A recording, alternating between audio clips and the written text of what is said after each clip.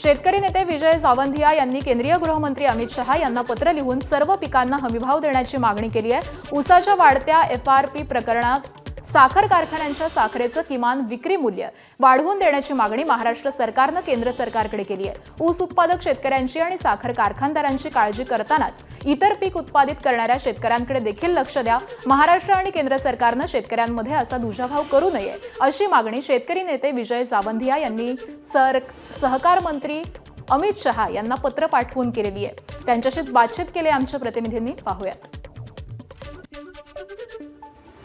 आपल्यासोबत ज्येष्ठ शेतकरी नेते विजय जावंधिया जी आहेत। जावंधिया जी, तुम्ही केंद्रीय सहकार मंत्री अमित शहा यांना पत्र लिहिलं आहे आणि ऊसा संदर्भात जो एक FRP असतो आणि मग कारखानदारांनी किती किमतीमध्ये साखर विकावी या संदर्भातले जे नियम आहे त्याबद्दल काही मागणी केली।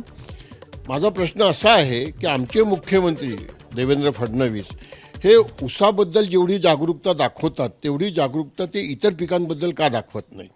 उदाहरणार्थ त्यांचा तर्क जो आहे अमित शहांशी आणि भारत सरकारशी बोलताना तो हा आहे की ऊसाची FRP ही 2019 नंतर जवळपास 29% वाढलेली आहे आणि साखरेला जी MSP आहे, मिनिमम सेलिंग प्राईस, म्हणजे कारखान्यांना एक तर कोटा जाहीर होतो, फ्री मार्केट नाही आहे, सरकार कोटा जाहीर करतं आणि ती साखर कोणत्या भावाने विकावी हे सरकारच ठरवतं। त्याच्यामध्ये असं आहे मिनिमम सेलिंग प्राईस म्हणजे 31 रुपयाच्या कमी किमतीत कुठलाही कारखाना साखर विकू शकत नाही।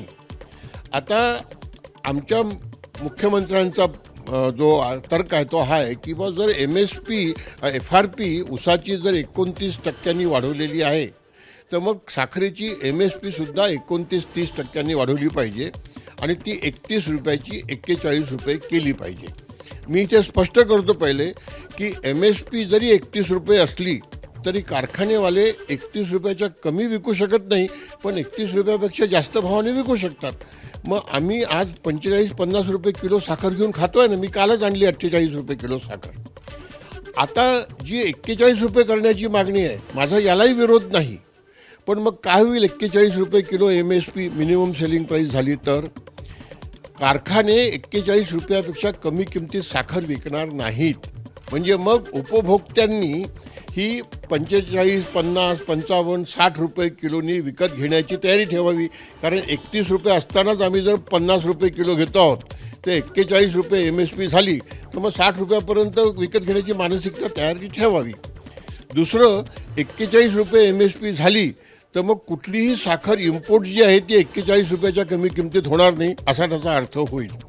मला यालाही विरोध नाही, म्हणून मी शहासाहेबांना पत्र लिहिलं की आम्ही 60 रुपये किलो साखर घेऊन खायला तयार आहोत, आमचा विरोध नाही। पण मग तुम्ही जर साखरेला आणि ऊसाला जर असं संरक्षण देता पॉलिसी सपोर्टचं, तर मग आमची जी MSP आहे मिनिमम सपोर्ट प्राईस कापसाला, सोयाबीनला, मक्याला, डाळींना, तेलबियांना त्याची सुरक्षा आणि त्याची गॅरंटी का देत नाही? तुम्ही शेतकऱ्यांमध्ये सावत्रपणाची वागणूक का करता? काँग्रेसही हेच करत होती, मग आजही तेच सुरू आहे। हा मुद्दा मी त्यांच्यासमोर मांडलेला आहे आणि मला असं म्हणायचं आहे की मिनिमम सपोर्ट प्राईसची जबाबदारी घेणं हे आता सरकारचं कर्तव्य झालेलं आहे।